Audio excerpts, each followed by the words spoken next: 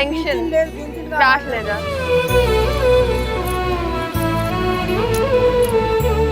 ఇక మీరు వస్తే మీరు మాకు సాయం మంచిగా చేసిండు, ఇంతవరకు మంచిగా ఉండే ఆయన దేవుడు తీసుకుపోయిండు.